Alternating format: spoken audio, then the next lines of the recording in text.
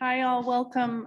We're going to get started. If you just want to grab a drink or food, feel free, or if you want to move up closer, feel free.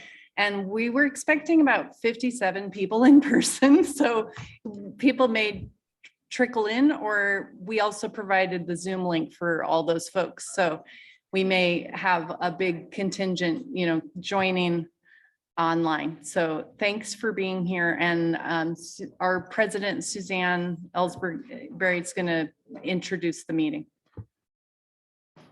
Okay, good evening, everyone. I'm Suzanne Ellsbury, president of the League of Women Voters, Charlotte-Mecklenburg.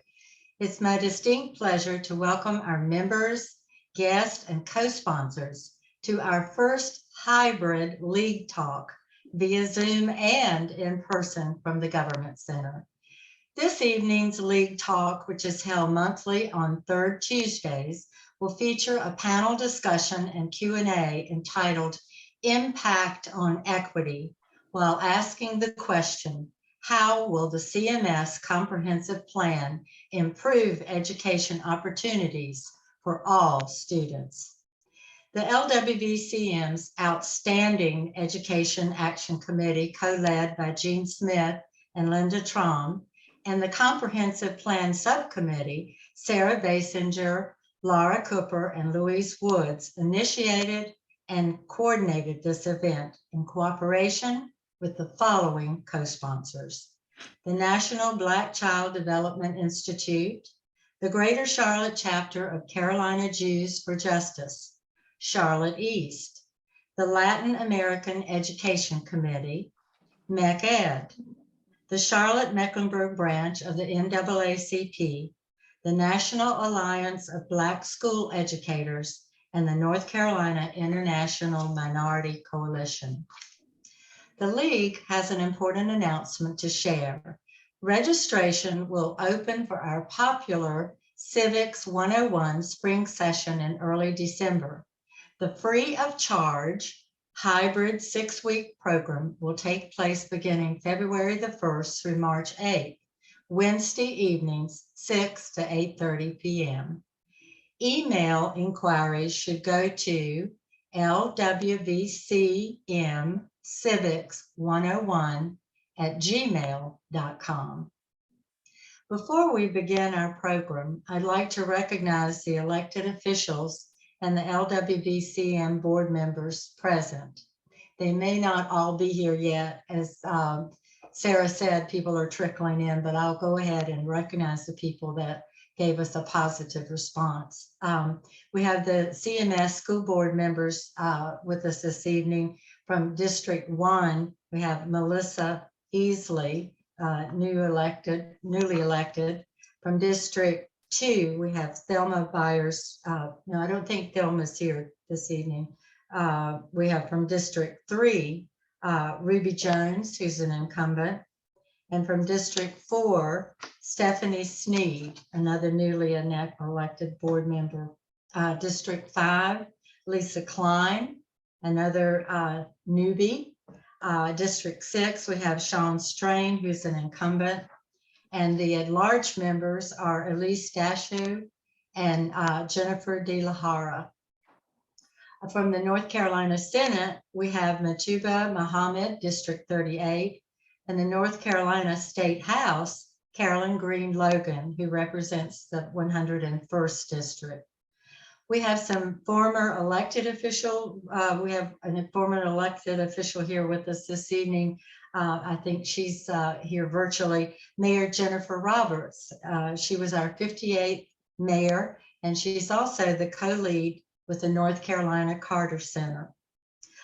Some league partners that are represented here tonight. We have the AAUW president, Beverly Larson, and also Diane Snyder, who's a past co-president of AAUW.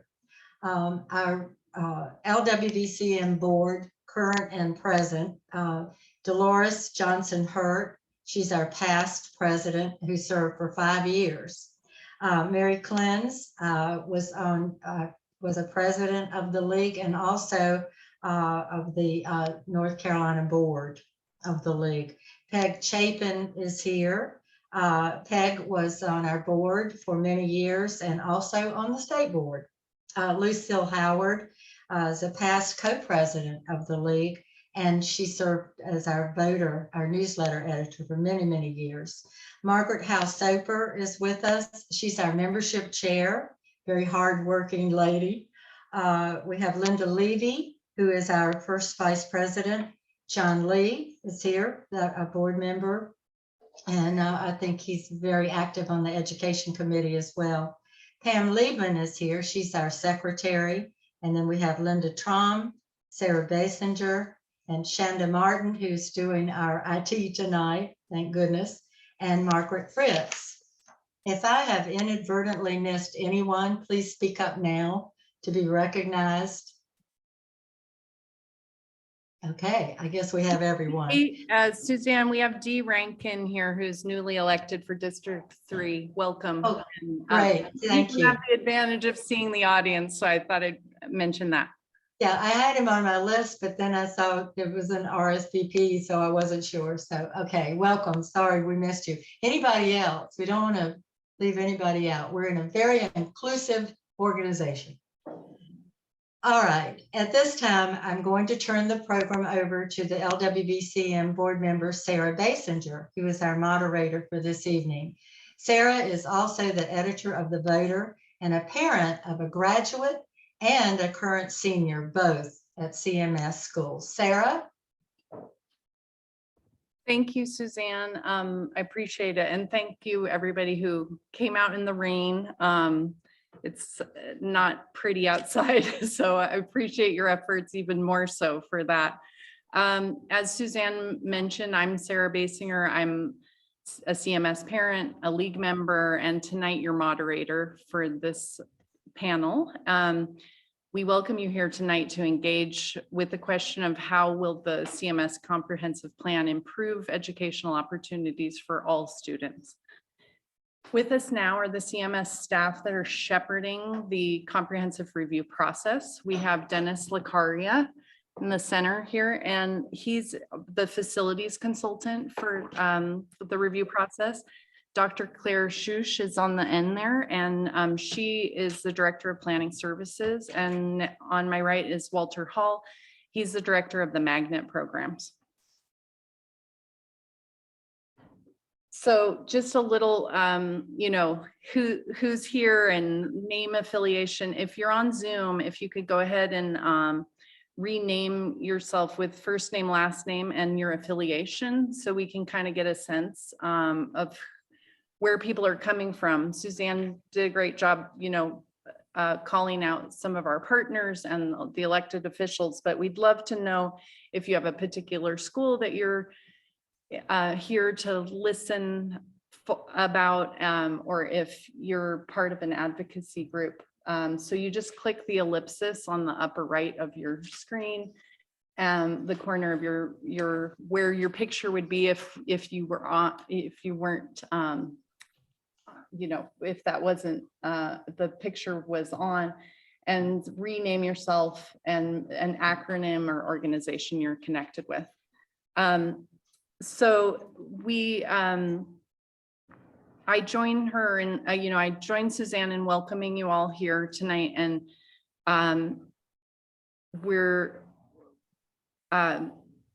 we also, if you're in the room or on Zoom, if you want to have a show of hands, if you're part of any of these groups. So we have the League of Women Voters members here, and then if Black Child Development Institute, I think Devanya was gonna come either online or in person. So welcome if you've joined us. Linda Levy, who is our co-president, is also, she's joined us online. She's part of the Greater Charlotte Carolina Jews for Justice. And we have, I know Greg Asciuto and Louise Woods are here from Charlotte East. And we have a great contingent from the Latin American Education Committee. I saw Nora and some colleagues. Great, so welcome. And then is Willie Fleming here or maybe online? He's representing the International Minority Coalition. I saw Ross Danis from MECED. And Betty Howell-Gray, I think, has joined us online, and she's from the National Alliance of Black School Educators.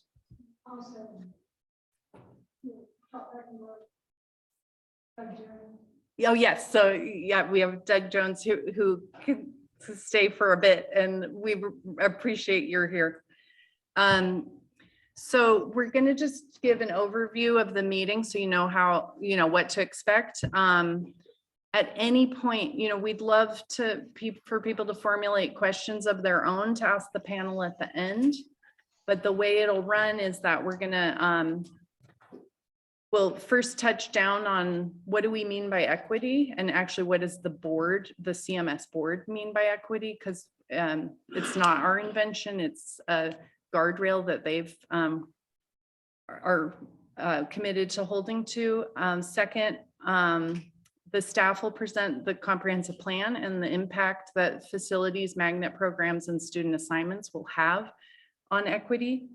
And third, we'll hear from you, our online and in-person participants, with questions. So there are some index cards. If you're in person, there are index cards. Write your question, and we'll have a couple league members that'll come around to collect the questions throughout the program. So if you have a question that's filled out already, just hold it up and someone will come grab it. And then if you're online, put it in the chat, and we'll try to get through as many questions at the end as we can. And of course, we'll provide them to the staff afterwards. Anything we can't cover, we'll forward. So finally, we'll address next steps, how you can continue to engage with the process by asking questions and providing feedback.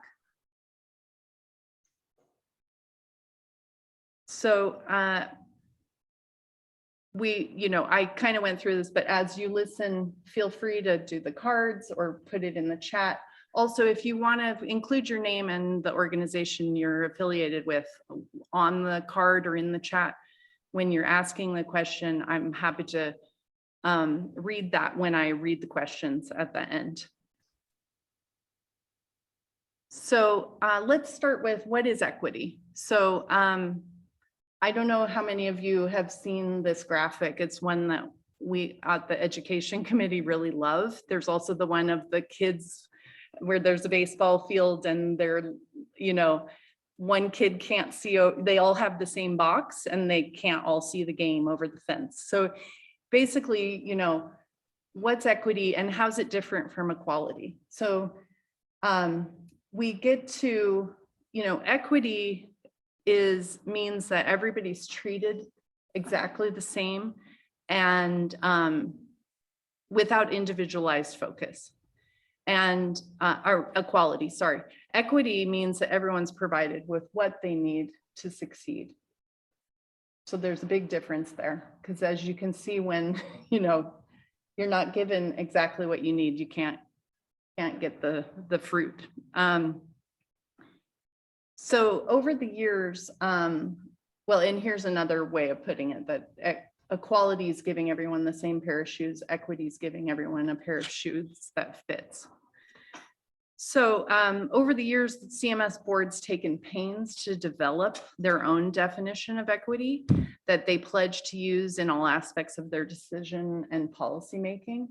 So here's straight from their board docs.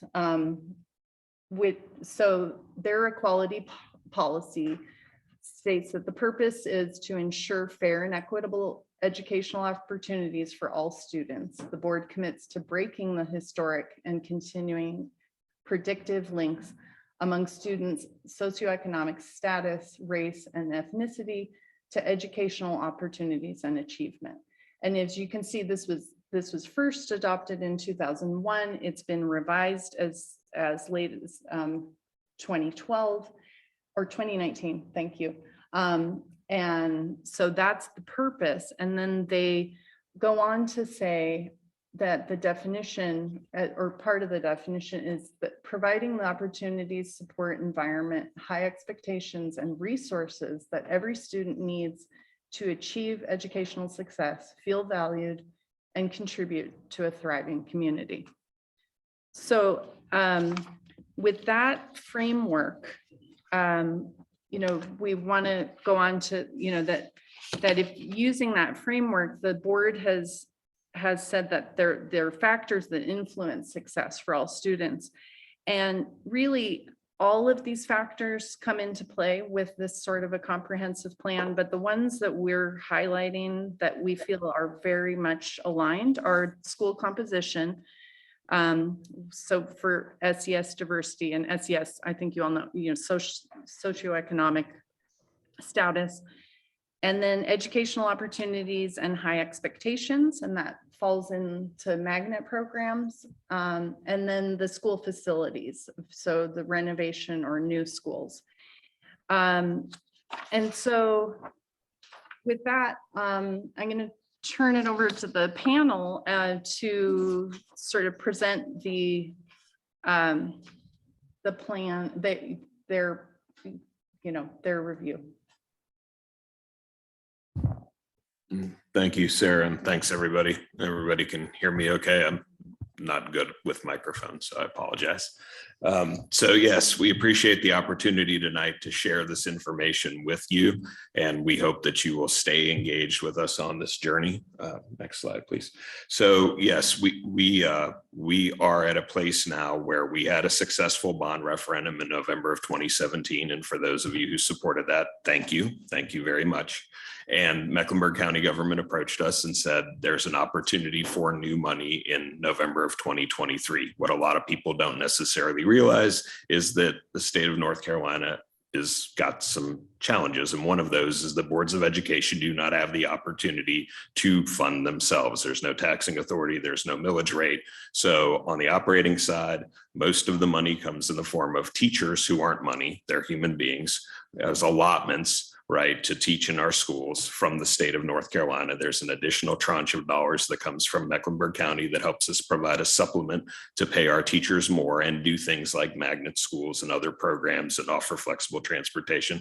And then there's some federal dollars that has specific purposes and specific strings attached. On the capital side, we are 100% dependent on Mecklenburg County government to fund our capital needs. So to build new schools, to renovate existing schools, to replace schools that are at end of life, we are totally dependent on Mecklenburg County because the state of North Carolina has not done any capital funding for schools since the mid 1990s. So there's been no opportunity for state dollars to fund our capital needs.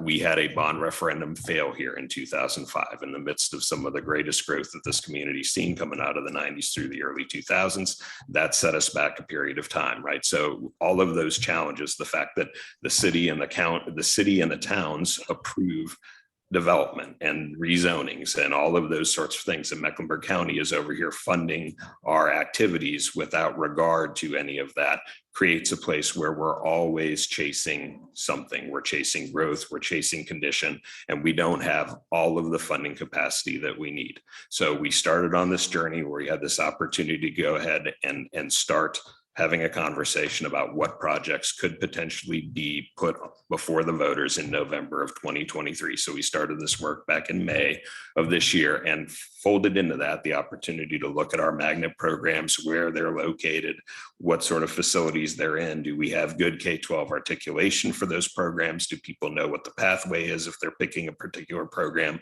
where their kid's going to start at kindergarten and graduate high school? Do we have things on the west side of town and the east side of town and the north side of town and the south side of town?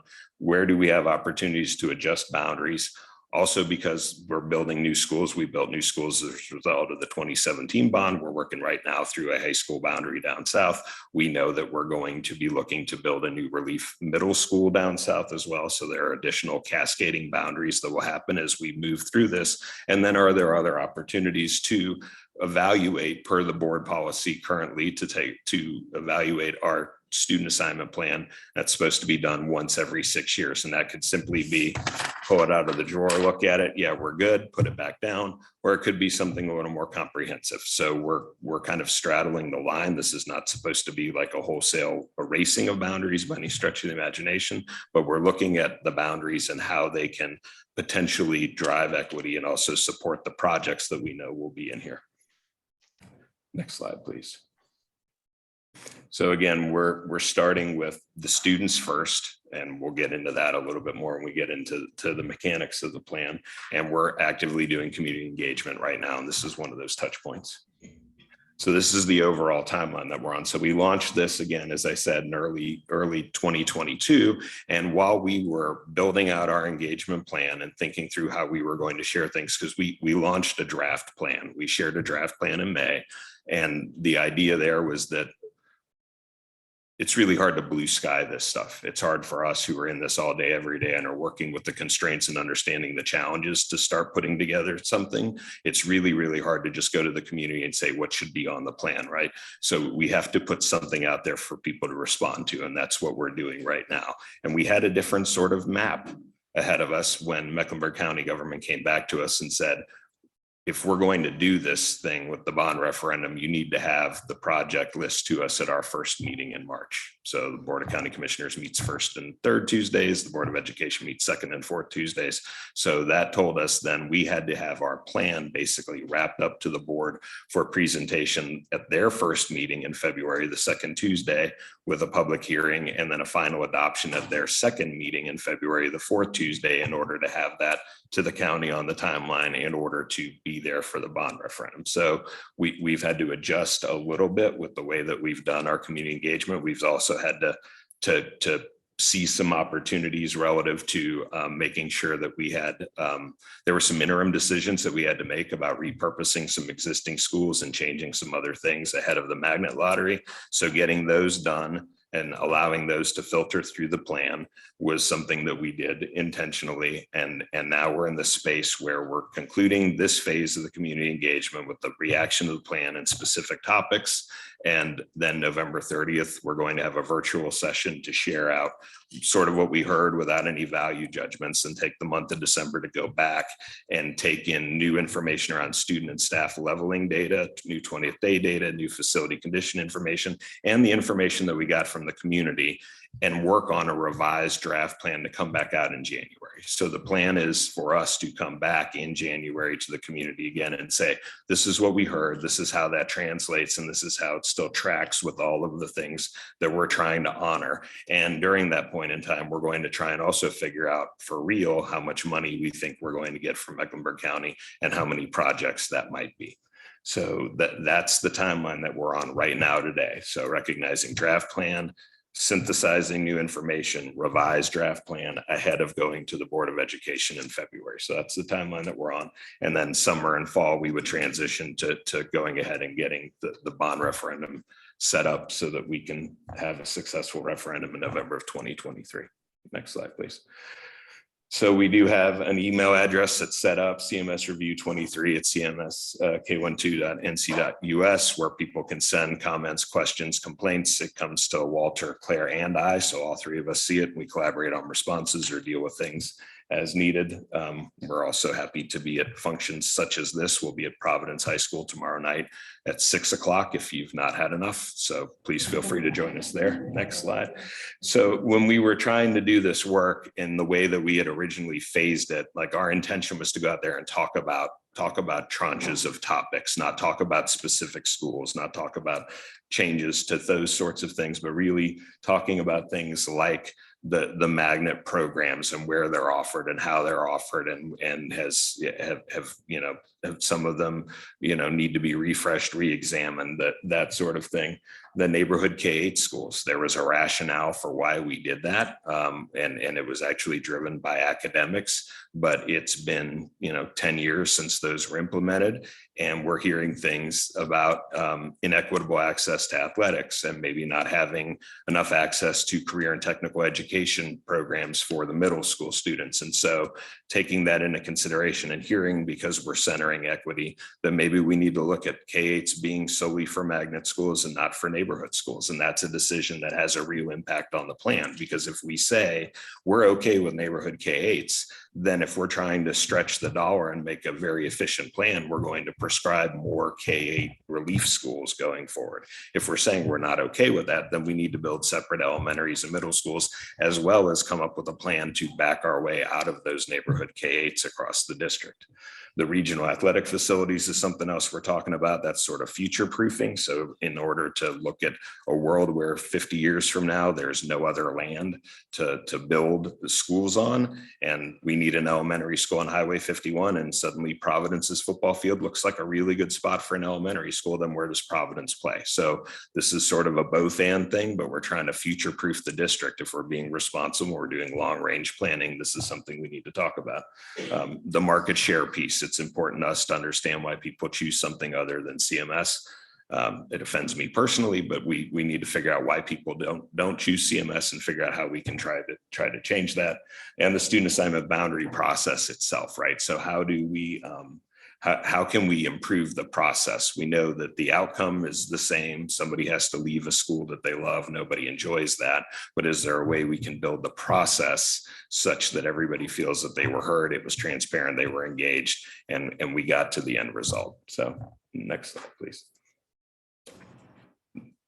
So you have to have the buildings to do everything else. If you don't have a building, you can't offer a program. If you don't have a building, you can't adjust a boundary. If you don't have a building, you can't remove portables. So whatever we're talking about has to start with a capital plan, and then have that for the framework, for the boundaries, and for the programs.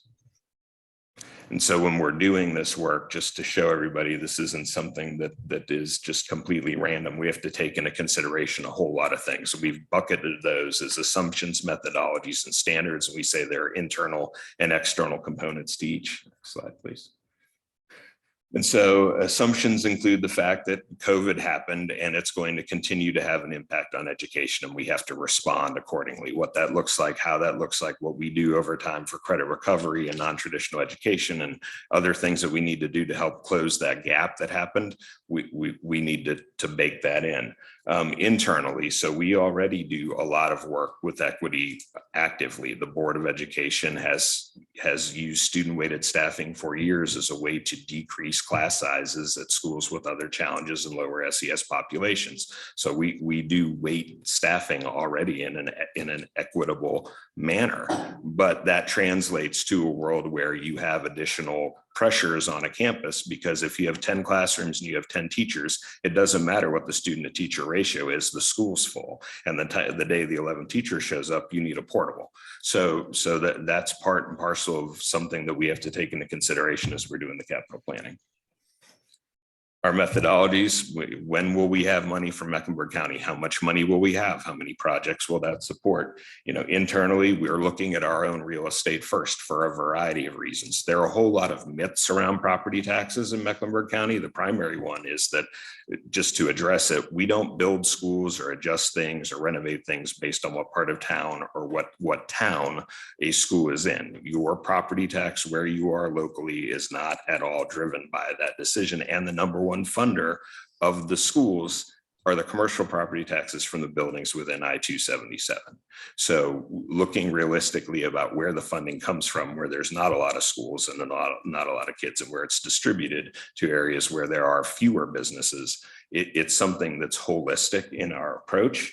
But we also know that we're competing in a very hot real estate market for real estate. And we also recognize that the finite amount of funding that we have, it has to go to buying land as well as building and renovating buildings. So every dollar that we're using in essence to buy land is a dollar then that we're basically taking away from being able to do something to actively impact a student and a staff member's life. So that's part of our approach, is to start with what we have first.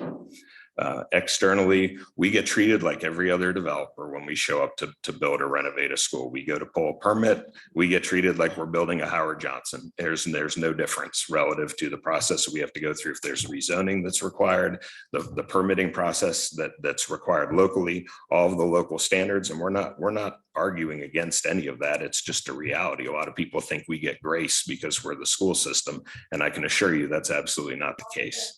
Would that it were. But then there are other things that are put upon us by other state agencies, including the North Carolina Department of Instruction, that we have to take into consideration when we're building schools. And internally, we're looking at the fact that there's been a change, a shift in how we deal with social emotional learning and student needs, and whether or not the administrative spaces and the guidance spaces that we have in our current buildings support that or not. And if they don't, then this is something that we have to address. We have to have a plan to address, right? And then the equity piece is huge. And so equity has always been a part of our capital planning process, but it had a slightly different definition, a slightly different flavor. It was more around counting, right? So we defined what a baseline standard was for a school, and we looked at which schools were in a baseline standard and figured out what we needed to do to close that gap. This time, what we've said is actually we have schools and buildings and classrooms that are negatively impacting what's going on inside of them every day, where we have teachers and students who can't do their job because they're fighting the room that they're in. And so it's sort of a Hippocratic oath, basically. So first, do no harm. So worst case scenario, the classroom, the building, the school itself should be neutral to what goes on inside of it. Best case, we can propel teaching and learning if we have access to the right kind of spaces. And so we recognize that we're saying things are inequitable, and then we recognize we need to have a plan to address those inequities, and that's what this is. And again, you've seen this policy slide. And so this is absolutely core to what we're talking about. School facilities is there. Next slide. The goals and guardrails, I take this personally, the superintendent will not allow inequitable treatment of students. So that means we have to figure out how to get students out of buildings that are actually causing problems for their education. Next slide. The other opportunity that we have is a lot of these schools that have these most egregious inequities also are some of our oldest and some of our smallest facilities. And so we have an opportunity then and I'll pick Allenbrook because I lived at 1205 Allenbrook for a number of years. So I drove past that school every day. It's old and it's small, 28 classrooms. And so replacing that with a new baseline 45 classroom elementary school transforms the environment for those students and that staff in that building. And we could also potentially adjust the boundary with Thomasboro, and we're leaving over capacity school. So one building gets us improvements on two campuses markedly. And that's the sort of lens that we're having to apply to, because it's not a bottomless well. We know we're not going to get unlimited funding. We know that even our draft plan, there are ideas and things that we floated out there, but those were all blue sky, perfect world things. If we got all the money we wanted, this is what we would do. We're not going to get all the money we want. So what are the trade-offs that we have to make in order to try and make things better for as many kids as we possibly can, as quickly as we can? Because as I mentioned, the 2017 bond, we're running that down now in 2022, right? Last thing's delivering 24, 25, right? That's a long window. So again, we have a bond that passes in 2023. We don't get a check for whatever that amount is. It's an authorization for the county to borrow that money. And then we start getting funding in January of 2024 for design for the first phase of projects. So you're not talking about bringing a new building on until 2025 at the earliest. That's the reality of the situation. So you have these windows of opportunity, and when they come, we have to seize them, but we have to be, as responsible as we possibly can in doing so. This is the rubric that we crafted to evaluate all of our schools and classrooms. And so we looked at things where, for example, these things pile on. And so Bruns Avenue Elementary School is being replaced as part of the 2017 bond referendum. It's one of the projects that's getting ready to start now. Beverly Woods is the exact same building, opened right at the same time. And it's got interior classrooms with no windows and fan coil units, so the kids don't see sunlight until they're at recess or at a special or lunch or going home. And they've got a fan coil unit in there, so they're not getting fresh air circulated. And the fan coil unit is noisy. It was actually presenting to some principals earlier today and at one of our old schools that is used for administrative space. And one of the principals said, I can't hear you. And I said, it's because you're sitting under the fan coil unit. Like, oh, I get this now, right? So, I mean, it's real. So the kid that's sitting next to the teacher can hear and the kid that's under the fan coil unit can't. So those things actually layer, and that then moves these schools to the top of the list because all of those factors are being considered at the same time. Next slide, please. So our overall rubric that we use to prioritize our projects, which is, it's just tough, right? Because it's literally picking your children, but we have to have a schema by which to prioritize these projects. So the educational environment is the highest single point total, that's 500 points. So that's the input of that rubric that you saw on the equity piece. Current classroom utilization. So I've long said that I don't need a crystal ball for this job. I'm still looking in the rearview mirror, and that's very much the case. We know where we have capacity challenges. We know where the portables are. We know where the cranes are. We know what's going on. It's not to say that we're not looking at projections, we're not standing on them because the most egregious situations are here today. Condition and life cycle are just what they say. Buildings, components, air conditioning, roofs, all of those things have a life cycle at which they've got to be replaced. And there's a condition score for those things. External mandates, the state of North Carolina said, hey, we really like you to decrease your class size K2 across the board. And by the way, we're not giving you any money for that. Good luck. So in order to recognize those things, if we're going to respond to that with a capital project, we need to prioritize those projects somehow. District initiatives, if we're going to stand up a new program intentionally and it requires capital investment, we want to recognize that we're investing intentionally in that program. Continuity ties projects together. So that's to make sure that things happen in a sequence, and logistics make sure the thing that has to happen first does in fact happen first. Next slide. So right now it's 125 total projects on a 10-year plan of $5.25 billion. Now, this includes our administrative space needs because those are capital needs. We really, really need a warehouse. We really need a warehouse for our frozen food. We are not going to ask the voters of Mecklenburg County to buy us a warehouse. I don't think Mecklenburg County government is going to volunteer to write us a check to buy a warehouse. So we have to find other ways to fund those capital needs, but that's separate and apart. But at the same time, we still need to capture it and say this is a need and articulate that to the community so people can understand the scope. The $5.25 billion sounds like a lot, and it is, but it's also not. Next slide. Yes. Rocky River High School and Huff High School both delivered in 2010. We built those for about $51.5 million. We're building substantially the same thing. We're actually short a field and some parking spaces at the corner of Johnston and North Community House Roads right now for $130 million. That's just the reality of the situation. An elementary school that in 2010 cost us $13 million is now costing us 30. So that's the context for the $5.25 billion number. And even if we're successful in getting a $2 billion bond referendum, we're talking about 30 projects. So which 30, right? And that's what this work is really about, is to find out what's above the line. But it's not about the money, right? That's not why we're doing this. We're doing it for our students. We're trying to improve the situation for as many students as we can, recognizing scarcity, but we have to stand on all those needs. Again, if we're not successful, we not only lose this opportunity to deal with the greatest needs that we have today, we're waiting even longer to address the ones behind it, because the stuff that needs to be fixed today is not going to get any better with an absence of resources. So we have to take advantage of this opportunity now.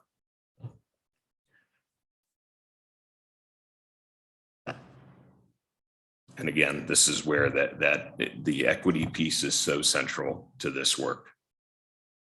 So this is the calendar of events. Again, Providence tomorrow night at 6 p.m. And then we're going to do a virtual session on the 30th Zoom links on the website. Well, I think we've got that slide with that information. We encourage you to sign up and attend that. We're going to basically read out what we've heard back.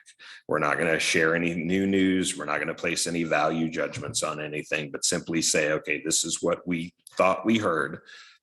Did I hear correctly? Is there something else that somebody else wants to say or we need to take into consideration before we go back behind the curtain for a couple of weeks and revise the draft plan? Overarching timeline again, and we're in the middle of this phase of the comprehensive plan community engagement, and then January looking forward to sharing an updated draft plan with the community ahead of the board. Here is that email address again. The cmsbondconstruction.com site is the best site to go to. It's easy. We set that up because we were transitioning the CMS website, so it was stable. It's got all of the 2017 bond projects. If there's somebody in your life who likes Tonka trucks, there's actually cameras on the current projects. You can go and watch the schools being built in real time. It's got the history of the projects that were in the 2017 bond, and then there's a page on the comprehensive review that has all of the presentations about each one of those components that we talked about. This deck is there as well, and information to sign up for that Zoom on the 30th. Thank you, Dennis, for all of that great information, and I hope it helps everybody here and online get a better picture of what these three have been working on so hard. But we're going to turn it over to Q&A, and our education committee had prepared a few questions, but if you all in the audience have some, I think our runners will come grab and I've grabbed the cards, and then I've also seen some come in on the chat. So our first question was that, so the rubric you showed was redesigned to ensure greater equity by strengthening the schools identified as low performing or with low SES.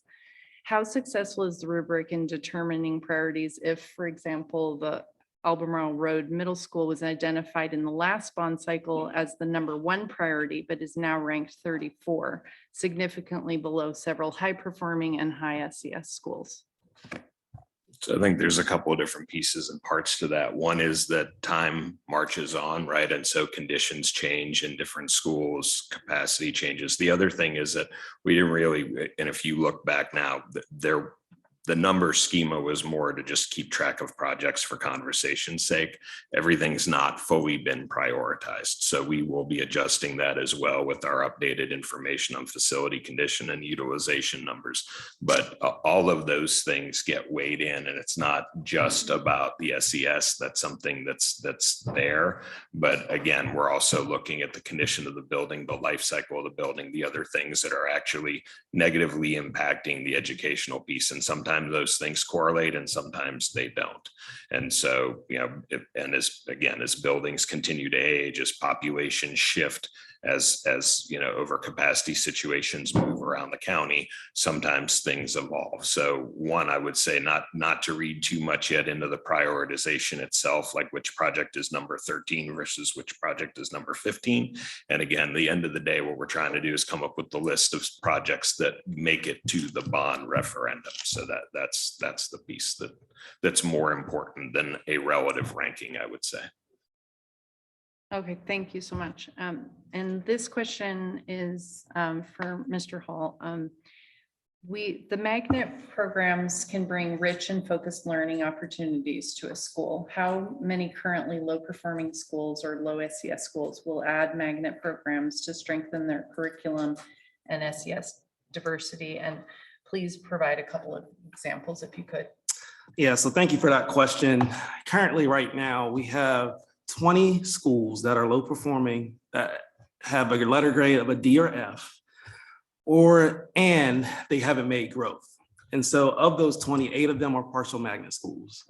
Some of those schools are located in our most disenfranchised neighborhoods with just comprehensive needs. And so we need to take a look at those, what we're doing, how we're doing it, and if it makes sense. Is it the right treatment plan? Is it the right magnet program? Is it the right collection of things that we're doing to help families and schools through what they need help with.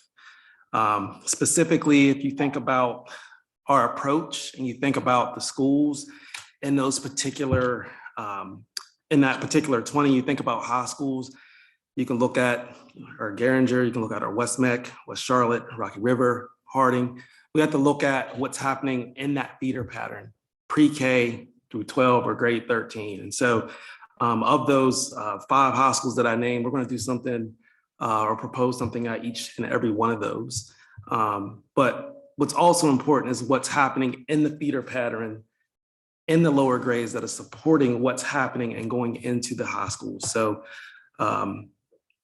that's a brief example of how we would address some of those high schools and then some of the feeder schools in that particular feeder pattern. But that's just one tool in addition to some of our comprehensive support and improvement programs, as well as our standards institutes, our Unbound Ed, all those different things that we have happening to help support those schools. Thank you so much. And we also have a question for Dr. Schuch about school composition. Low performing schools also have a high percentage of economically disadvantaged students. How will the comprehensive plan improve the socioeconomic composition of any of the currently low performing schools? And please provide a couple of examples if you could. Yeah, thank you. So as Dennis was saying, with this comprehensive assignment, we're not redrawing all boundaries, which has pros and cons, right?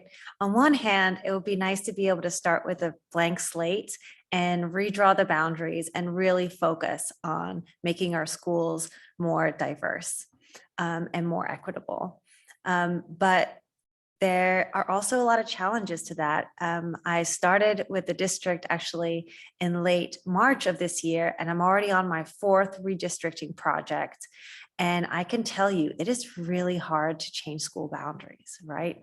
And generally because people don't want to leave their school, which I think is a great thing because they love their teachers and they love their school and they invest in their school.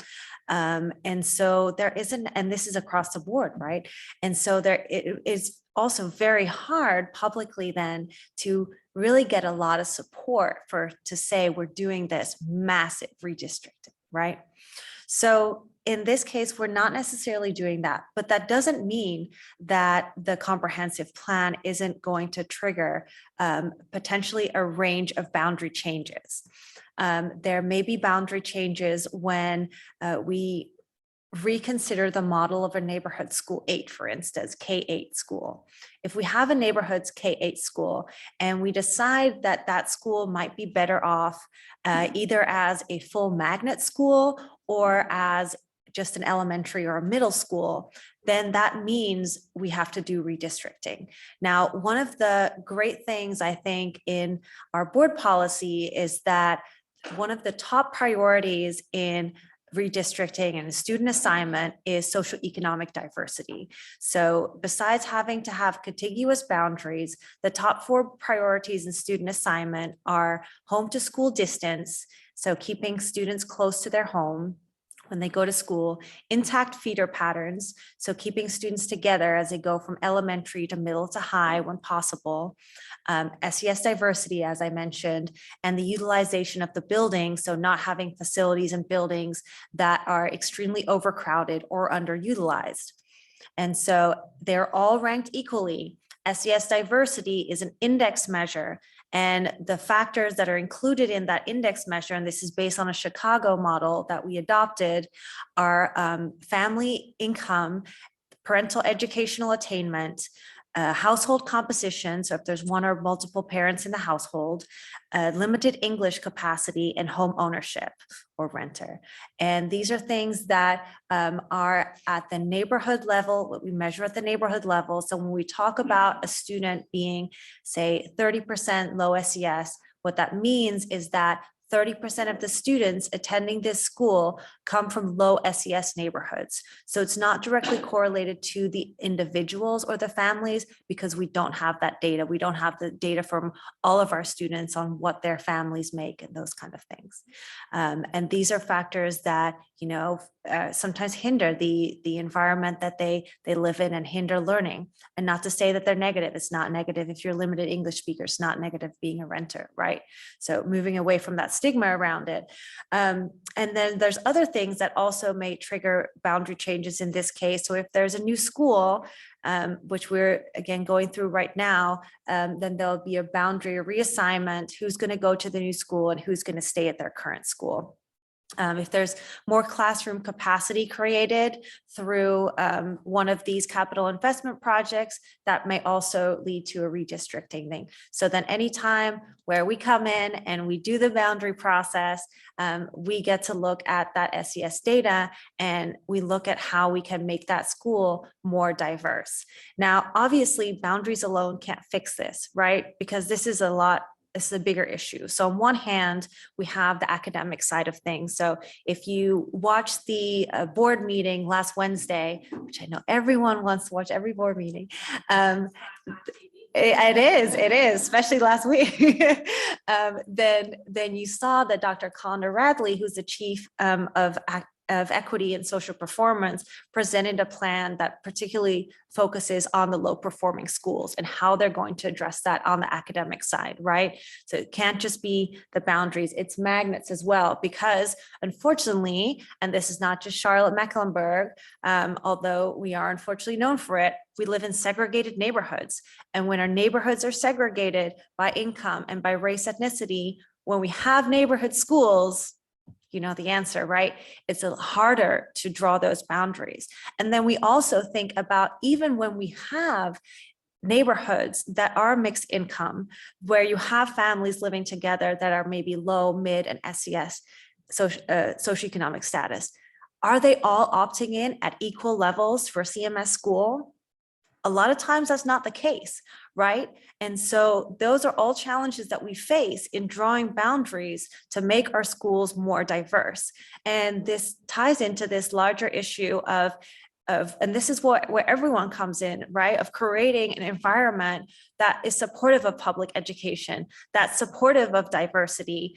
And unless we have that momentum in the broader public, we can do all we want, but we're not necessarily going to get that support across the district, that buy-in across the district, across the county to be supportive of diverse SES schools. Thank you so much. I just want to acknowledge that Melissa Easley just came in. Thank you for joining. I know you had another meeting before this, but Melissa's the newly elected District 1 board member for the CMS. So I have some questions from you all and from the online group. And so the first question I have for this is for any of you who want to field it, or all of you. What does success look like when the comprehensive plan is implemented? And this was asked by one of our online participants, Bill Geiger.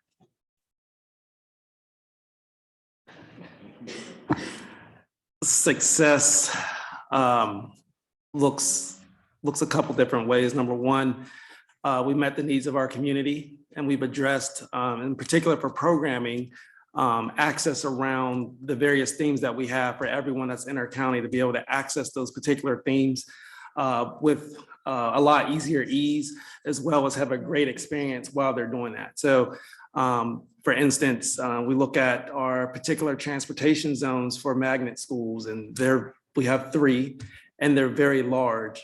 And so they're very different distances and different corners of the county. And so we want to make sure that everyone in every corner of the county has access to all of our programming. All of our programming, that's quality programming, and at the same time are able to attend a quality school that allows them to pique their interest. While we're doing that, we still have to teach kids how to read, how to count, and how to be good citizens. So we have to do that through a lens that allows them to experience their theme through interest. And we want to provide the best environment possible. So success in terms of programming is to make sure that everyone has access to that, that the programs are relevant, and that, you know, we're still doing the things that we need to do at our core, which is teach kids how to read, how to write, and how to count, and be good citizens. Yeah, I don't know that there's much to add to that, right? I mean, if we've done this well and the community supported it and understands why we're doing what we're doing and why we can't do more, but why we're doing what we're doing and how we're going about it, and we've made it better for kids, then that's success. One of our participants is asking of Mr. Licari in particular, how many of the low SES and low performing schools are on the list for replacement or renovation, and how are they being prioritized? I realize you said that we shouldn't get too hung up on the 1 through 25 listing, but if you could field that.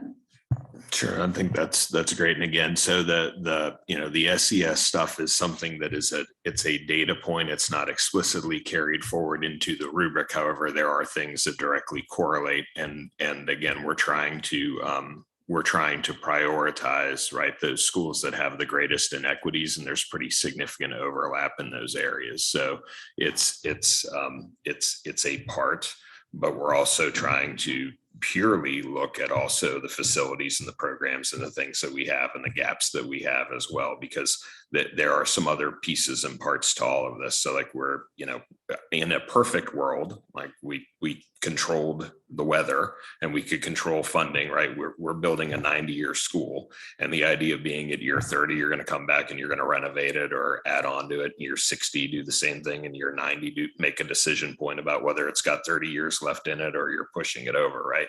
Well, we have schools that have been well past 30 years and haven't had a single dollar of capital invested in them, right?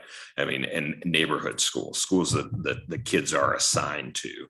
And there are things that are distinctly different about our lens that is changing the way that we're looking at things. So Northridge Middle School was in an earlier bond referendum. We did an addition renovation project, and that was the right answer at that time.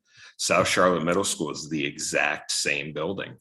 We're going to replace that building because it's the wrong answer with the lens that we're using today.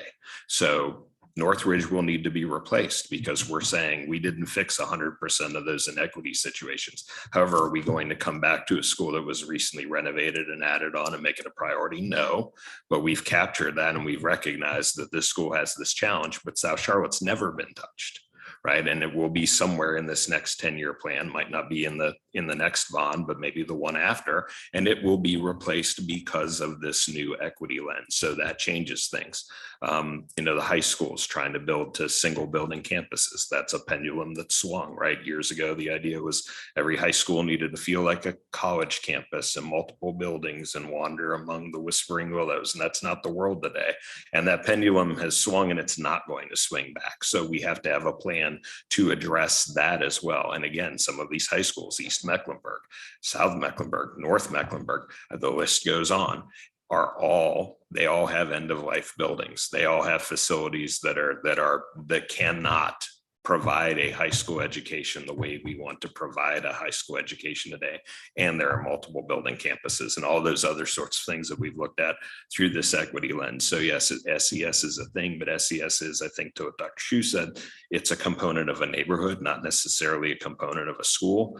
And we're also looking quite honestly at how investments in certain areas may also tie to incentivizing people who are choosing not to attend our schools to choose our schools. So there's strategic investments as well relative to that piece and part. So we're able to attract students back who may not be there because there's a new facility. So that is another piece. It's not explicit, but it's another lens that's being applied as well to try and help diversify those schools through new facilities. Thank you.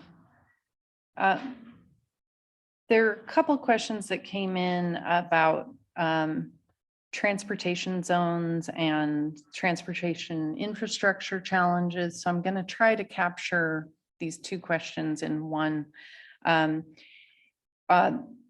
Are transportation infrastructure challenges considered in CMS decisions?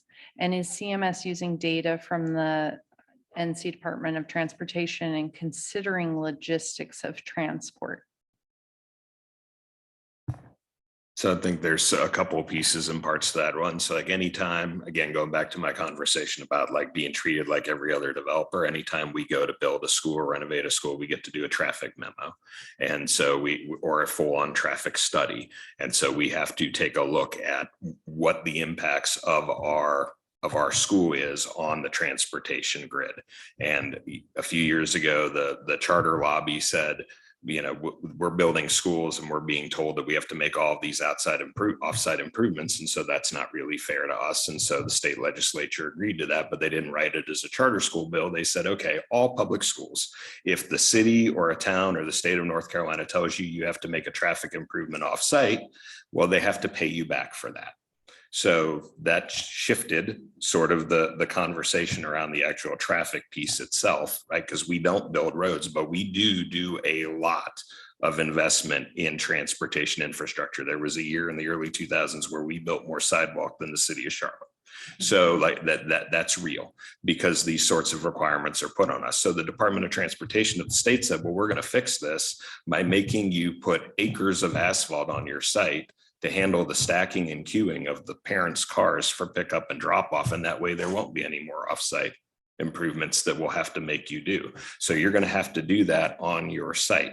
And so we're having this conversation right now about Bruns Avenue Elementary School, which a lot of people walk to, right? There's 30 parents who pick up and drop off there every day.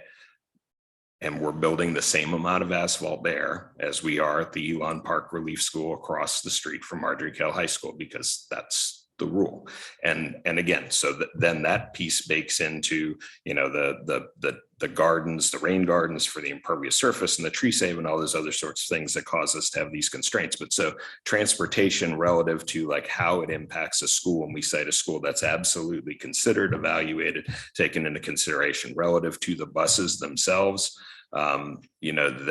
That's a challenge. We have a tremendous bus network, right? We have 1,200 buses and corresponding number of bus drivers that we require, and challenges with keeping drivers in this environment. So all of those things are sort of baked into that, and then we're having to look at how we can do things differently, more efficiently, and instead of doing more with less, maybe do a little bit less in some areas that could allow us to do more in others. And I'll let Walter talk about that. Yeah, specifically with talking about access, transportation zones, we need to look at them again. We need to look at how they serve our families, how they serve our students, where they're located, what options are located in those transportation zones, and if they're actually serving the purpose that we need them to serve. At first glance, some of them are very large. And so when you look at where families live, where they frequent, what activities they have, different parts of town, different neighborhoods, we have to ask ourselves a question: do they relate to those particular areas?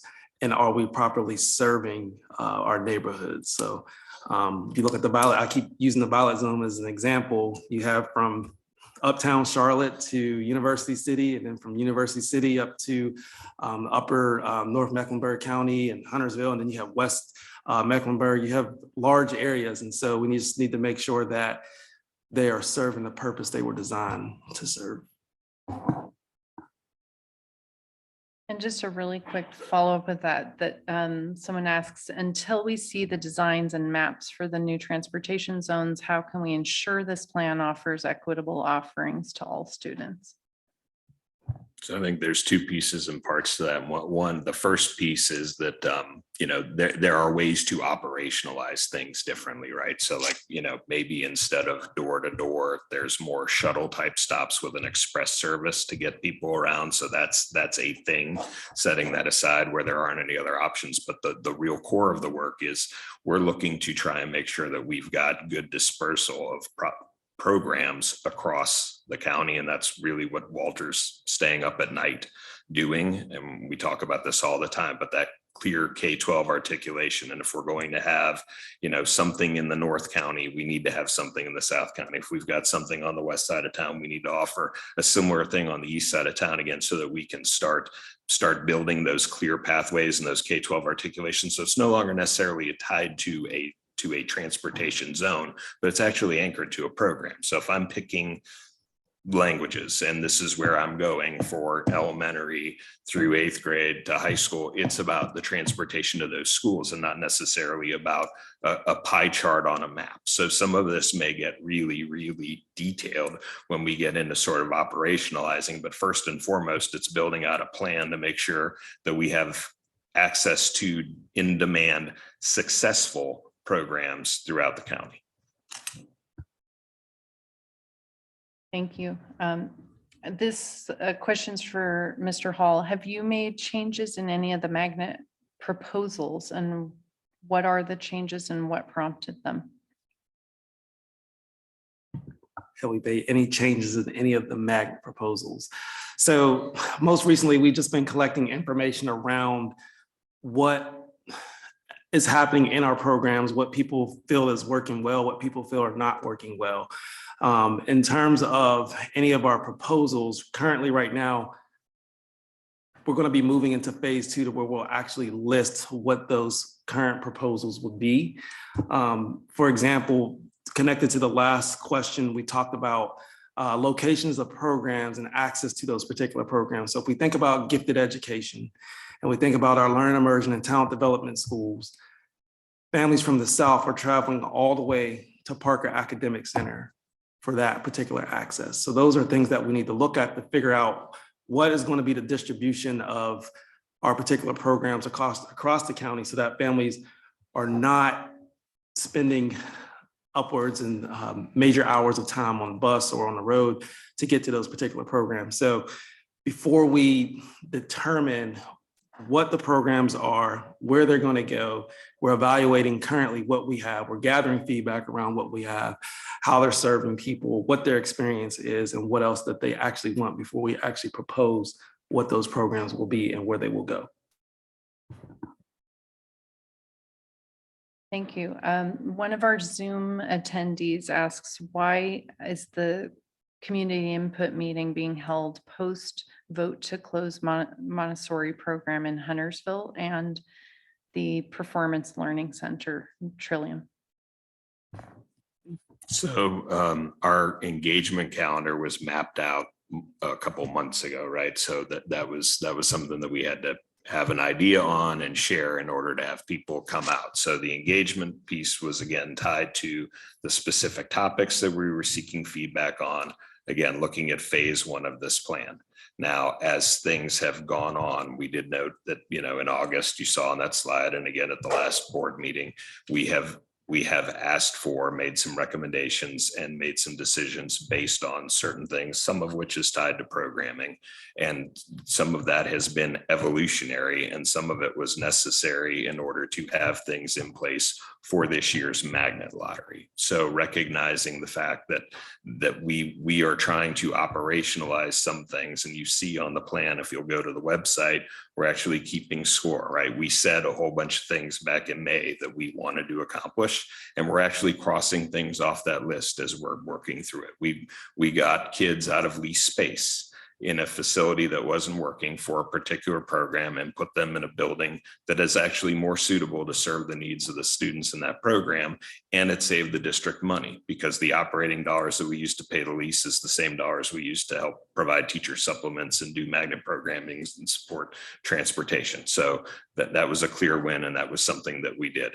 There were decisions that were made around standing up new magnet programs for the fall of next year, E.E. Waddell, the CPCC Central Early College site. And so wanting to be able to have those things out there and available for for students to take advantage of, to tell staff what was coming and prepare people for that, get principals hired and have those things in place so we could open those for next year, because they were new programs and new opportunities that we could offer that didn't necessarily require capital funding. And then we had other opportunities, EE Waddell. And I think, that is something where we actually changed courses midstream, if you will. Like there was a whole lot of community engagement earlier about what Waddell might or might not be. And what we heard from the community ultimately both times was this really strong desire for an aviation magnet school.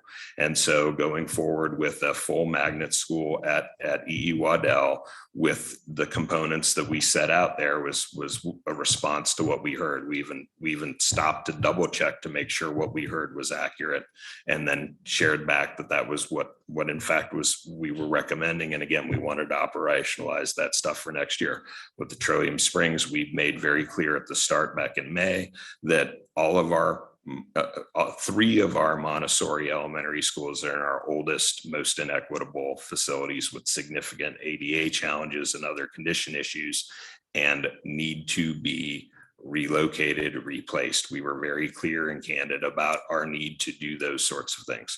We went through a process on the community engagement piece for Lincoln Heights. And what we heard from the community as well was that Lincoln Heights should reopen as a Montessori school. And so that was what was adopted for Lincoln Heights. Moving forward through that, we got new information about some additional facility challenges and things that had surfaced at Trillium, and recognizing that we probably didn't have 2, 3, 4, 5 years to wait out to even see if that was going to be on a bond referendum, recognizing that we're going to have 30 projects. And so an opportunity presented to relocate a program while keeping it in the violet zone. So that's why those recommendations were made. They were very evolutionary. They were based on a whole lot of other factors, but trying to respond to a situation and be ahead of it rather than and giving folks time to operationalize some things. It was what was part of that. Thank you. We have a couple questions about the regional athletic facility plans. It's saying that it's been identified as a factor you're taking into consideration for this plan. How is a regional athletic facility student-centered, and how will it improve student outcomes? So there's a variety of different pieces and parts to that. So one is that our middle school sports are not sustainable in their current mode. Our high school sports, our fees that we collect for high school sports participation are what pay for our middle and K-8 sports. So we have to look at how we're going to continue to sustain those operations. On the expense side of the ledger, when we want to host a game of the week and we want to use Memorial Stadium, Mecklenburg County charges us. So we forfeit in essence the revenues that could be generated by those teams in order to rent that stadium to accommodate the crowds. We do not have a place currently where we can host state championship games because we don't have the seating. We do not have enough pools in this district. There's not enough water in Mecklenburg County to support all of the swim and dive teams, which does support kids' hopes and dreams. There are a lot of kids who went to college because they got an athletic scholarship. So if you can't see a direct correlation there, I mean, that's what's driving this. So looking for an opportunity to move something from the expense side of the ledger to the revenue side of the ledger to future-proof our district, to create additional opportunities for students, to create opportunities for us as we go and we replace the athletics components at Harding or at South Meck or at East Meck, for those kids to have a place to have a home field for the duration of that's on neutral territory, that's not somebody else's school. All of those things, all of those reasons are what's driving us to look at that as something that's responsible. As sort of a corollary to those, that we've had a couple people in the audience say that inequity with access to athletics is mentioned, but Trillium currently doesn't meet ADA requirements. Please explain why maintenance was not done or why Trillium was not replaced before this year. Well, Trillium was replaced. I mean, Trillium was the old Long Creek Elementary School, and that was actually replaced in an earlier bond. So there was a magnet program that was placed in there. We're grandfathered in relative to the ADA considerations. It doesn't make it okay. It doesn't make it right. And so we have said clearly from the start that we need to do something different with Chantilly, Park Road, and Trillium Springs. So we weren't entirely sure what we were doing. That's part of this plan. That's been part of the conversation, what the ultimate disposition is. What we know is no matter what, we can't do school in those buildings anymore. And it was a matter of time before something failed catastrophically at one or more of those campuses. And we might have to consider closing the school or closing the program. And as I noted, these opportunities that we have don't present every day. We don't get to write our own checks. We don't get to respond in the moment. And there's not enough money in the operating budget to do all of the capital repairs and maintenance that we have to do to support all of the schools. It's just not there. We're not funded at that level. That's a fact. And so, and if you want to see further evidence of that, drive down West Boulevard, because Wilmore breaks my heart. But we're not funded to maintain the schools that we have kids in, let alone the schools that we don't have kids in. So decisions have to be made. And when we were faced with a challenge, new challenges that arose, and an opportunity that presented, it was the responsible move to get kids into a better building that could expand a program, provide additional seats, and still serve the same attendance boundary and the same transportation zone currently. Sorry. Thank you. Another question from one of our online participants, Julie Kelly. She asks, are there proven results from getting students out of an old building versus focusing on SES diversity in capital needs? I think okay. So, I mean, there's a lot of research out there, and we've even looked at stuff internally to CMS over the years about the impacts of portables versus the impact of float and how performance happens. And when we did this work in 2010, we started with student achievement. That was the be all end all for the work that we did in 2010. We had a pandemic and we had a renorm test. And so we don't have really solid data that we can look at year over year and say with confidence that looking back the last couple of years, but what we know is going forward, we're going to be able to track that. So as we make these changes and we make these modifications and we make these investments, that is absolutely something that we're going to track and be able to demonstrate. But I will guarantee you that if a student can't hear his teacher, he's not going to do as well in school. I mean, I will guarantee you that. So looking at the factors that we've taken into consideration, and again, those weren't just picked out of the air, they're real things that impact teaching and learning. Improving those things for as many kids as we possibly can is absolutely going to improve outcomes.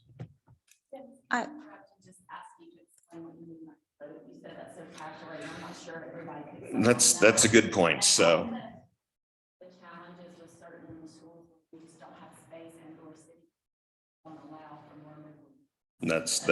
those are, but no, that's great. I appreciate that. So Board Member Delahar. Data point on that versus what he was speaking about with the old building, keeping the child in the old building versus moving them to a different building. I mean, does that have the data for them? Is that just something that there is not data on, or is that just something that? No, there is data that supports that, right? That supports all of these factors as actually being things that are relevant to student outcomes. So there is data. That's why we use those measures to evaluate the schools. And this is something that's in use nationally, internationally. Great Britain is actually where a lot of this stuff was devised. So there is plenty of research that demonstrates if you put a kid in a closet with a noisemaker, they're simply not going to learn as well as if they're in a room with daylight and where they can hear the teacher. There's plenty of data that absolutely supports that. What we looked at is the impact of a kid being in a portable, so a more mobile classroom, right? And how that translates versus float. And so float is where instead of a portable, we have teachers move. So rather than saying every teacher gets a guaranteed classroom at the middle school or high school, because we have a 4-block schedule, that 3 teachers can share 4 classrooms. And so when teacher A is on his or her planning period, because they teach 3 classes per day and they have 1 planning block, then teacher B can come into that classroom. And that way we can be more efficient with the use of our buildings and require less, lean less on the portables. And the portables absolutely have the condition issues relative to the noise and the substandard lighting. They've got windows, but they're not as well lit. They have fan coil units, so they have those things baked in there. So we saw that float was not really harmful to anybody. It was just fine for the students, but no staff really enjoys that. Everybody wants his or her own classroom, but it was better for the students to move the teachers around and not have portables. So it's the same sort of research that underpins all of that piece. And then I think I tried to get at a little bit of going about the land that we have to build schools. So I talked about all of the asphalt that's required, right? And then Mecklenburg County, not wrong. There's post-construction control ordinances and things called best management practices. And those are those big ditches that you see everywhere, that some are wet and some are dry. And those are to collect the runoff from the buildings and from the parking lot, everything that's called impervious surface. You want to slow the water down and treat the water before it leaves the site. So that those are in measure. We have to take into consideration tree save and tree ordinances and sidewalk ordinances and whatever other work we have to do. And then you have to look at the state of North Carolina building code and what DPI says. And so pre-K, kindergarten, and first grade kids have to be on a ground floor all the time. They have to be able to walk out of any room that they're in directly to the outside. Period. So that means every room that you want those kids to go in also has to be on the ground floor. That's the office, that's the media center, that's the gym, that's the cafeteria, that's their classrooms, that's the art room, that's the music room, that's the kiln, that's the makerspace, all of those things. So all of a sudden you've got a very large first floor footprint, and you have all of this asphalt that the Department of Transportation has required, and you have the tree save, and you have the garden, and all of a sudden you need 17 acres to build an elementary school. And that's really what we're up against. So those are real pressures, again, on why we're looking at repurposing land that we have to the extent that we can. And as you move through the plan, if you look at it, you'll see things that say on-site replacement. And that's where we have enough room to go 30 feet off the existing building, because that's what we have to do. And we can build the new building, move the kids into the new building, and take the old building down. We've done that at Lansdowne. We've done that at West Charlotte. We've done that at Briarwood. It's the most responsible way, in all honesty, because there's no other disruption besides the construction site for the duration. The staff and the students and the families can stay put, and there's one move. We have historically done something called swing, which is where you swing a school into a different school while you're working on the other campus. But that then requires moving the students and staff twice. And it also means for the year, 2 years, 3 years that you're under construction, family night and all that other stuff doesn't happen in your neighborhood. It happens at the site that the school got swung to. It also assumes that we will have vacant inventory, which we don't.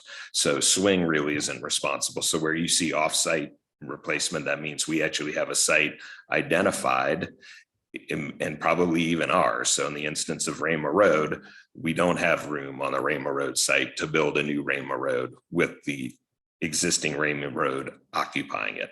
But we can build a new Rama Road on Rama Road at McClinic. So just a little bit down the road, still on the same street, build a new school, wait until the new school is ready, welcome the staff and the students and the families to the new building, demolish the Rama Road site, and then look at what the opportunities may be for us to repurpose the Rama Road site once the existing elementary school is gone. So again, we don't want to buy real estate.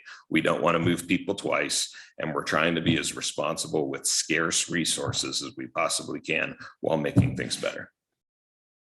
Thank you. We have, a bunch of things that are kind of on the same theme that I'll save for the end. And it's basically people asking how they can collaborate with CMS to help some of these, help push the bond issue, help some of the projects come to light. So I'll save those. But in the meantime, if we could burn through these 3 questions because I know time, people can't be here all night, but we're running up against when we said we'd end the meeting. So hopefully these can be quick answer questions.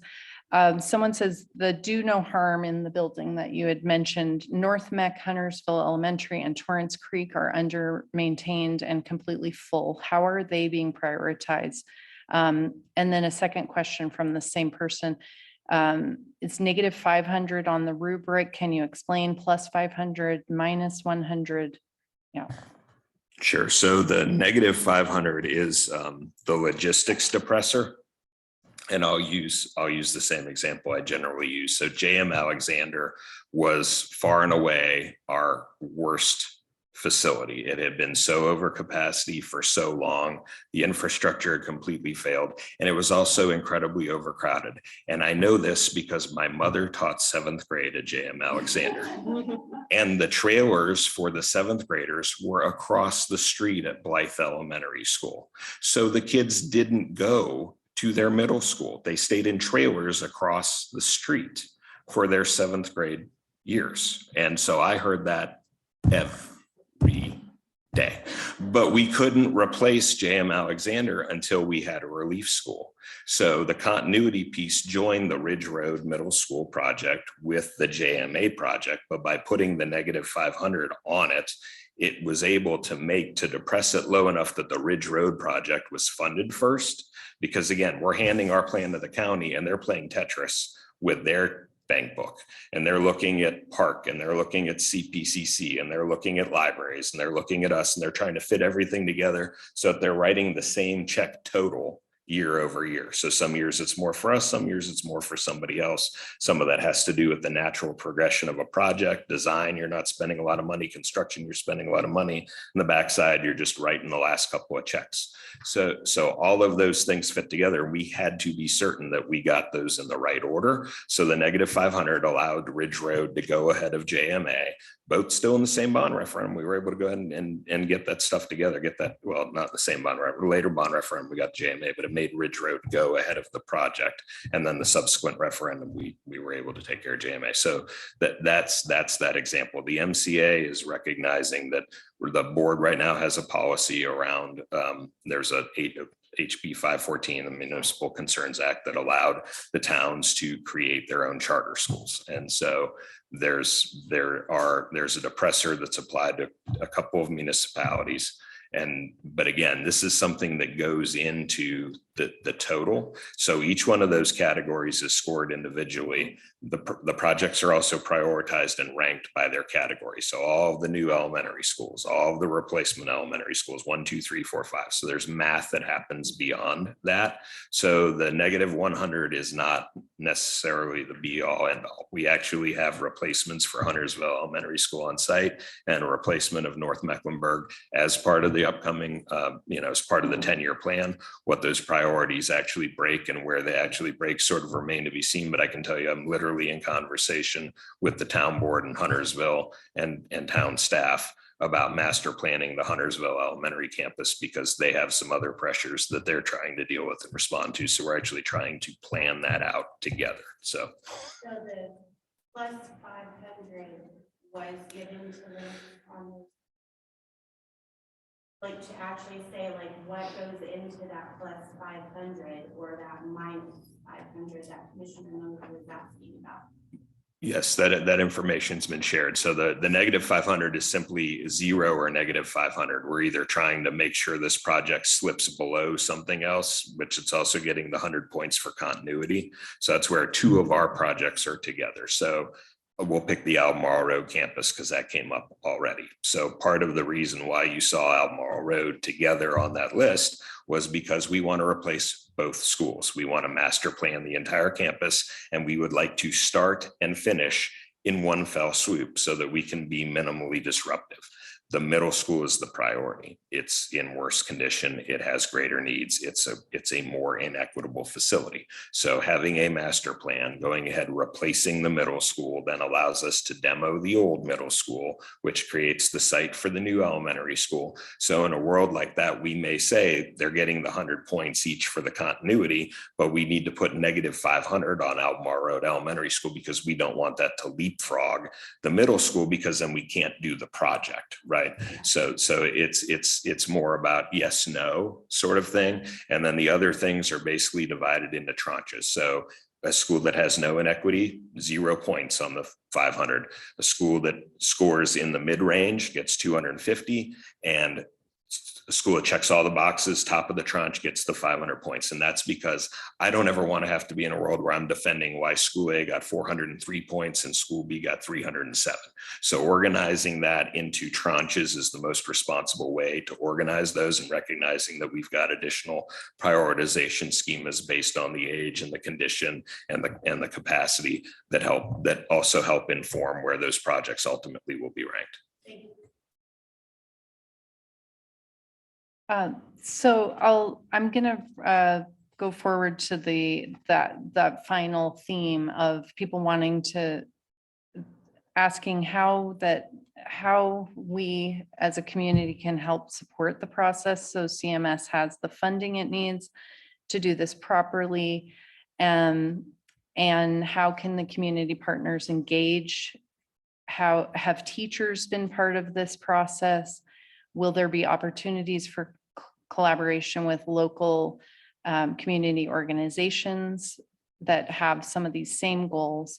And what is CMS doing to engage families from all backgrounds to participate in these community discussions?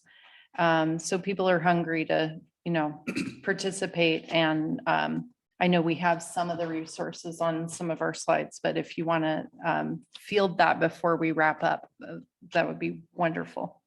Yeah. So just real quick, the first thing is, if you're one of those organizations or you're one of those entities, invite us out. Like, we throw parties all the time and no one comes. I would much rather come to one that somebody already has an agenda, has a meeting, knows that people are coming, because that's our opportunity. Right, like this, exactly. So, I mean, we're grateful for this opportunity. We hope we're talking to people who aren't bored to tears by hearing me say this for the 3rd or 4th or 100th time, right? But again, there's Providence, so we want people to come out to that. We're looking for those opportunities in January to come back out and share out where we are with the draft plan and have those community conversations. In the meantime, you've got an email address, you've got my cell phone. Like, we're not hiding. So we want to be a part of every conversation around this. We are not telling staff they can't participate. We want staff in the building. As I mentioned today, we were with a learning community today in their learning community breakout as part of the leadership team, and shared with them what this meant for the schools and their learning community. So we're doing this touch point with the principals. We're trying to engage the staff. We want them involved. We want families involved. We want people engaged. We want people to be mad. I fully expect that people are going to advocate for their own school, and that's not wrong. I want you to do that. But I also need you to understand that we have to advocate for all 142,000 kids. And so that's where these challenges come into play. And that's where the tensions come into play, is that we can't just look at one school. We've got to look at the balance of the school. We can't just look at today. We've got to look at 5 years down the road. And we know we're not going to get a blank check. So we have to figure out what we can do and do the best that we can do with those resources that we get. And we need you to make sure we can do that. Feedback truly is a gift. We can't do this work without the people in the community, without the teachers, without the staff members, without the community partners. And it makes it that much harder when people are not involved. When we have people involved, and I'm not speaking to the people in this room because you're here, as well as everyone that's come to our community engagement events, we're able to receive that feedback. We're able to put that in our plans. It doesn't work when we show up after we've had all the engagement. So it's important to make sure that we are open, we are available, we are here, we are providing opportunity, we are speaking to community groups, we are going to HOA neighborhood meetings, we are going to our faith partners, we are going to any organization we can to gather feedback, to have dialogue, to have conversation, because that's important to us. We can't move forward without great community support with all the things that we need to do. So feedback is a gift, and we're open to it. Yeah, and just wanted to add that we wanted to make sure that there were different opportunities for people to engage at different times of the day. So we had some lunch sessions that were virtual. We are doing in-person and virtual sessions in the evenings. And then we also have a survey coming out, understanding that not everyone's able to come to a meeting and have that time, and people still want to give their feedback kind of based on their own time. And that survey will be both in English and in Spanish. And if there are any other languages that we can also accommodate for that and assist those. We also, at our in-person events that we've been having at the high schools, we have interpreters available. So we try to accommodate people who are maybe not native English speakers, and we really do want to hear from everyone. And we also ask you to help us get the word out, because this is how, it was just 3 of us. We can't be in every single neighborhood. And that's what it takes to get people involved, right? It takes being on the ground. We can't be on the ground everywhere. And so that's why we try to, encourage our principals and encourage our parents and encourage our community organization partners to help us get that word out, and to also help be the voice for some of the people who don't show up at every meeting. Well, thank you all so much. And as the slide shows, your voice matters. The next, we have Mr. Lucaria had already kind of showed the progression of the process, but as you can see, these are the dates for the continued process. Tomorrow it's Providence, right? Yeah, Providence High School in person, an engagement session, and then again the virtual set wrap up is happening on the 30th, and the link is on their webpage, and we encourage you to participate in that as well. So other ways that you can continue to give feedback are the email, and as they mentioned, there will be a survey that should be out soon, that if people would like to give their feedback in that way. And we thank you so much. And I think Suzanne wanted to close out the meeting for us. Thank you, Sarah. I owe an apology to one of our board members, Kate Stadelman. Forgot to mention her a while ago when we opened. Kate is our Women's Issues Action Team leader. Are there any others in the audience that would like to be recognized before we close? All right. Our sincere thanks to our wonderful panelists this evening, and to everyone who coordinated, sponsored, and attended this informative and comprehensive program tonight. We appreciate your interest in our children's future. Before we close, if you are not a League member yet, I would like to extend an invitation to you to become a member of the League. We need your help as we continue in our mission to empower the vote and to defend democracy. Thank you and good evening.